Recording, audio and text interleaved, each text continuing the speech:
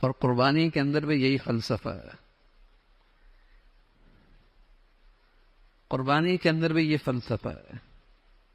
اور اللہ رب العزت نے، اللہ کے نبی صلی اللہ علیہ وسلم نے قربانی کے فضائل بتائے کہ اس دن، قربانی کے دن، جو عمل اللہ کو سب سے زیادہ پسند ہے وہ قربانی کا خون بہانا ہے۔ جو جتنا بہائے گا اتنا اس کو اللہ کا قرب نصیب ہوگا۔ سب سے فضیلت والا عمل قربانی کے دنوں میں یہ ہے۔ اور عقل پرستوں کی اور مادیت پرستوں کی عجیب پروپیگنڈا ہے کہ میاں قربانی سے جانور کم ہو رہے ہیں، معاشی نقصان ہو رہا ہے، کروڑوں روپے خون کی شکل میں نالیوں میں بہایا جا رہا ہے، اس سے اچھا کسی غریب کی شادی کرا دو، کسی غریب کی مدد کر دو، کسی کے ساتھ یہ ہمدردی کر دو۔ تو یہ وہ لوگ ہیں جو جانتے نہیں قربانی کا سبق کیا ہے۔ قربانی کا حکم ہے ہی اس لیے کہ تمہاری عقل میں آئے یا نہ آئے، تمہیں سمجھ میں آئے یا نہ آئے، تمہیں اس کا نفع سمجھ میں آئے یا نہ آئے، تمہارے سامنے اس کا فائدہ ہو یا نہ ہو، تم صرف اسے اس لیے اس کی تعمیل کرو کہ یہ اللہ کا حکم ہے، یہ اللہ کا حکم ہے بس۔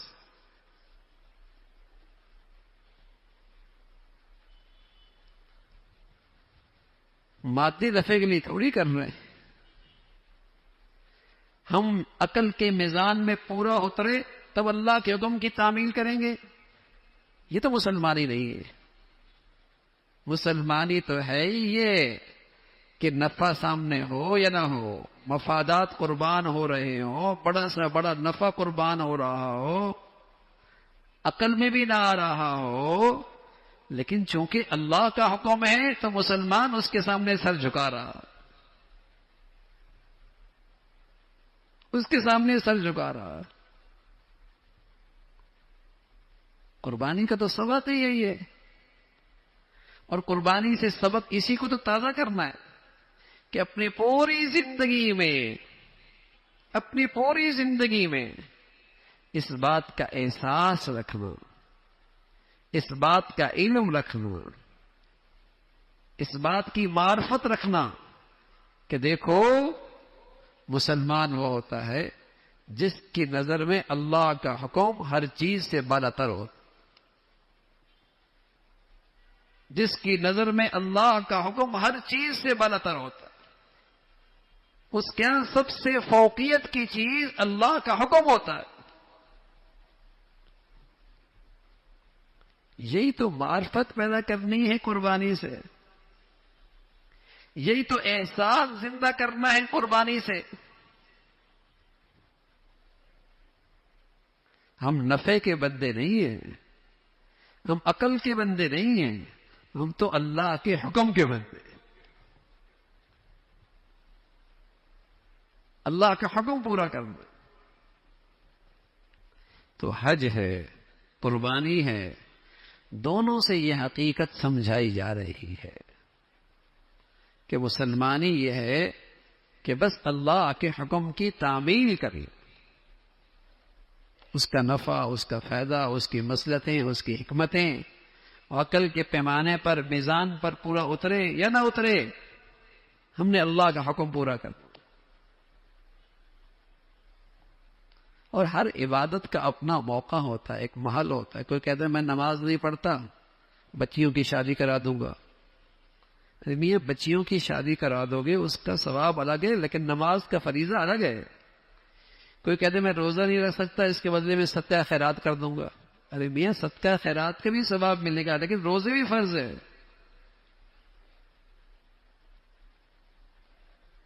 ہر عبادت کا اپنا موقع ہے، اپنا محل ہے، جب اسے پورا کرو گے تب وہ فرض پورا ہوگا۔ تو ان دنوں کی خاص عبادت قربانی بھی ہے، حج بھی ہے، اور یہ ایسی چیز ہے کہ جو انہی دنوں کے اندر نصیب ہوتی ہے۔ ایک ایک بال پر اللہ اجر و ثواب عطا فرماتے ہیں، ایک ایک بار ایک گناہ معافی ہوتی ہے، اور خون گرنے سے پہلے اللہ رب العزت کے ہاں وہ قربانی قبول ہو جاتی ہے۔ ایک ایک بال پر ایک خطا معاف ہو رہی ہے، کتنا کا نفع ہے۔ اور یہ عبادت آپ پورے سال پھر حاصل نہیں کر سکتے، صدقہ دے سکتے، خیرات کر سکتے، نفلی روزے رکھ سکتے ہیں، نفلی نماز پڑھ سکتے ہیں، جب چاہے پڑھ سکتے ہیں، لیکن قربانی کا اجر و ثواب 10، 11، 12 انہیں 3 دنوں میں حاصل ہو سکتا۔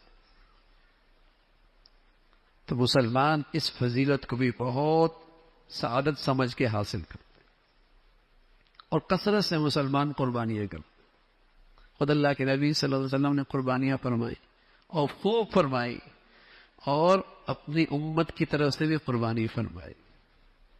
اور آج سعادت مند مسلمان اپنی نبی کی طرف سے قربانی کرتے، خلفاء کی طرف سے قربانی کرتے ہیں، اور پوری امت مسلمہ کی طرف سے قربانی کر سکتے ہیں۔ اللہ نے سعادت دے رکھی، اللہ نے موقع دے رکھا ہے، خوشحالی دے رکھی ہے،